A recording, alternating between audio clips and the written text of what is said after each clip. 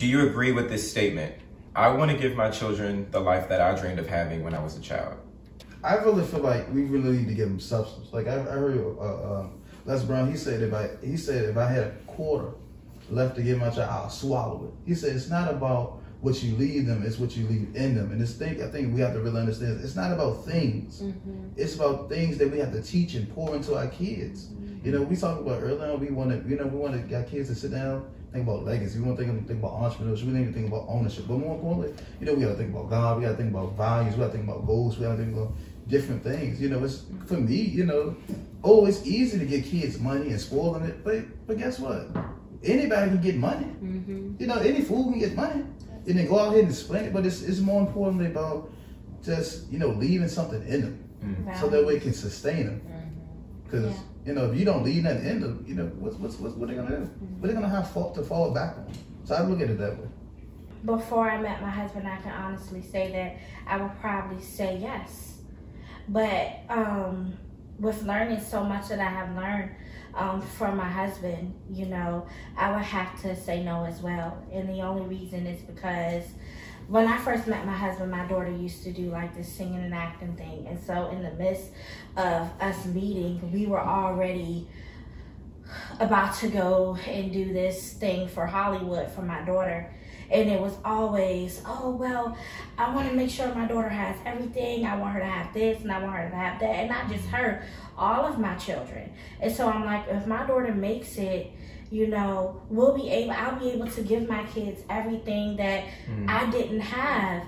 But seeing my daughter and how she interacted when we went to Hollywood and how much money we spent to go there, that trip was over $7,000.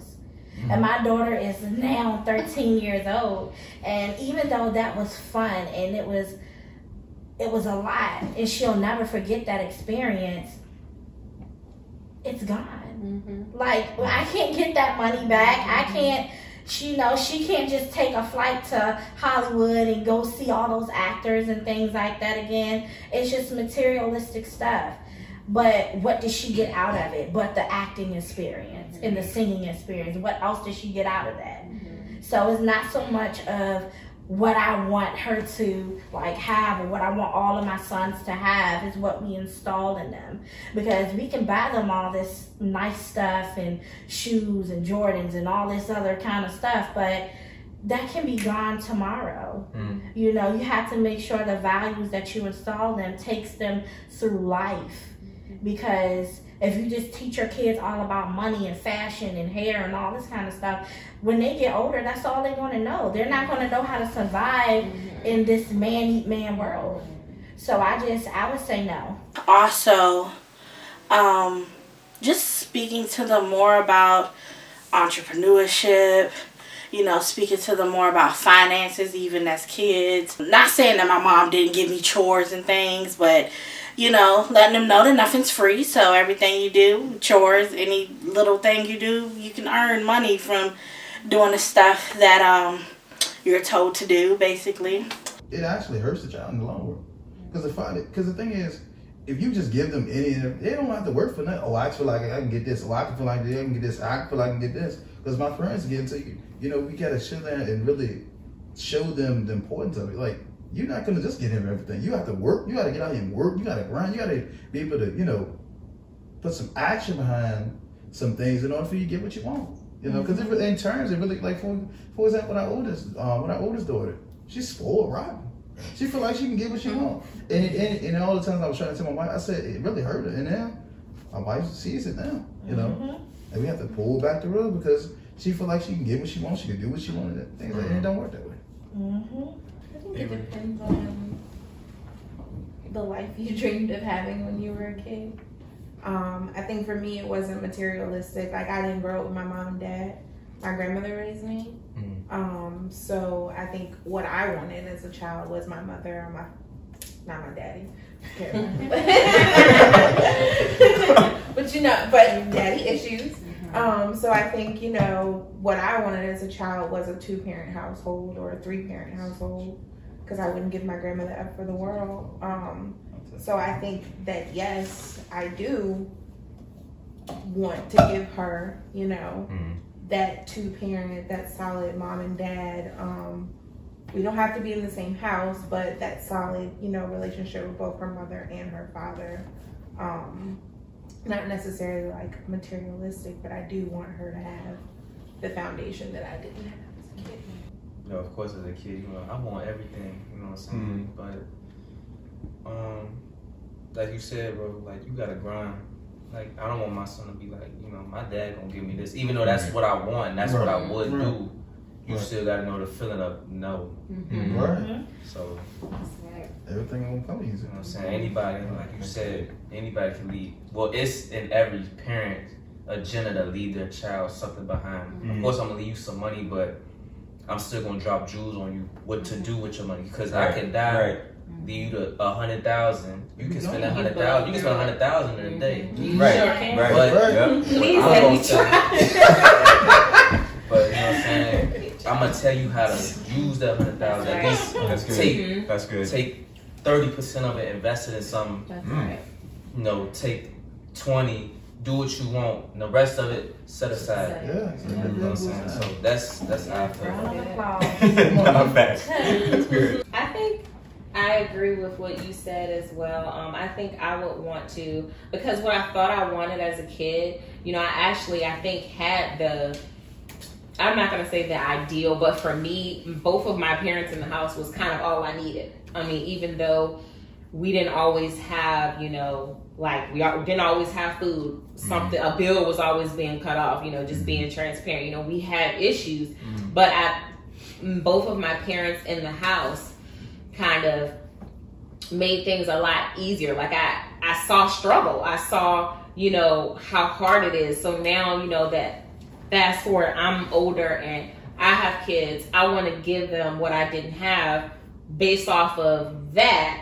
But then on the flip side, I'm like, well, wait a minute, because I'm taking away something that could potentially help them the way that it helped me. You know what I mean? I learned to appreciate things by a struggle. And so I think it's important that I don't take away from them learning a lesson, possibly not. And I think I also want them to know that as your parents, and I think I just had this conversation, we just had this conversation with our daughter last night. As your parents, it is our responsibility to take care of you. The basic things in life you need, you can always depend on your parents for. If you need something, you can always come to your parents. That's right. However, if you have 2 hands and 2 legs, you can get it yourself. You know what I mean? And I don't think it's too early to start teaching my children that. You know what I mean? Like, if you want, you know, like for an example, my daughter wanted a pair of Nike slides, and she also wanted a MacBook because she saw us with it. And I'm like, why do you want simple stuff? I mean, why does it have to be, you know what I mean, expensive? Break the man. Exactly, to get this, and I think I get this because I go to work. So, you know what I mean? And we're both trying to, because our kids literally, their mindset is, well, my mom and dad can just go and buy it. You know what I mean? They look at what we have and they say, oh, we can just, they can just go get it. It's no problem. And I'm like, the nerve and the audacity of you to think that. Like, I get offended because I don't work for you. You know what I mean? I work to support you because that's my job. You know what I mean? And when I signed up to be a parent, I signed up to take care of your needs. If you do what I asked you to do, I will take care of some of your wants. But I think it's important that we instill, like I love what he said about teaching our kids how to take care of their money and how to invest in themselves. Because I think we are not, I know for me, our parents were not thinking about that when we were coming up. Our parents acted off of survival. They did what they had to do to take care of us. But the question is, were we taken care of, or were we raised? And I think there is clearly a difference because, you know, my mom had to work, and by the time she got off of work, she was exhausted at the end of the day. So I felt like I kind of got both sides, but a lot of things that I should have known growing up, I did not know until I became an adult. Right. You know what I mean? Like a whole lot of questions I had, I was never taught. And then I found out it kind of trickled. Like it was the same way with her mom. It's not that I don't want you to do it. It's just, and I know this is, I'm guilty of this myself, but do you guys ever feel like it's just quicker if I do it? But you know you need to take the time to teach your kid how to fry a decent piece of chicken. But it's just simple. You know what I mean? My daughter will always ask me, Mommy, can I help you do the laundry? Mommy, can I? And I'm like, no, I got it. But then when I'm walking through the house and I see laundry all over the place, I'm like, do y'all think I'm your maid? I'm like, wait a minute. I am not teaching my kids how to take care of themselves. And I think I'm guilty of that. And it's hard. It's a work in progress. I'm trying to get better at that. It's not easy, but I'm trying to. But I think slowly but surely, I'm repeating some of the same things that cause issues for me. And I think you have to recognize when you are starting to repeat cycles. I thought I was a pretty patient person before, but dealing with my child every day, I learned that I'm probably not the most patient person in the world. I feel like that's a cliche answer, but I also feel like it's so darn true. And when you are, you know, starting to put the same things in your kids that were put into you, but you might have known how to deal with them, but your kids are totally different individuals, and they may not deal with things the way that you did. We could potentially be ruining our kids with the same methods that raised us. That's right. You know what I mean? Because our kids are totally different. That's right. So I think you really have to take the time to get to know your child. You have to spend time with your child, and you have to definitely start instilling those values in them so that when they get 15 and 16, your child does not become a stranger. Like that is my biggest fear, is that I'm raising a child that thinks she's gonna roll her eyes at me and we're in a fight somewhere. You know what I mean? That is my biggest fear, because you really don't know who you're raising until it gets to the point where they're out of control. And now you can't control them when all you had to do was start at the beginning. And that's back to your issue, back to what you said about, we don't know what the heck is going on with these kids nowadays, because I see some kids come into my office where I want to yoke them. I'm like, just give me 5 minutes with your kid in the bathroom, and I guarantee you they will be respectful. You know what I mean? Like, we just have to start changing the dynamic of how things, you know what I mean? Just because we were raised a certain way doesn't mean it was wrong. But it's time to do something different. So maybe our kids don't have to take the long way to repeat the same cycles. They can get to the solution faster if we just start taking the knowledge that we have, that we learned. It's terrible to learn stuff at an early age, to be so mature at, you know, in your early 20s and your early 30s, because a whole lot of people still don't have it in their 50s, still don't have common sense and the maturity. It's a shame to keep that and not pass it on to your kids so that they have a chance. You know what I mean? My daughter's like, play with me. And I'm like, I don't remember my mama playing with me. So, I gotta play with that. But, you know, it's important. It's definitely important. So I'm going to...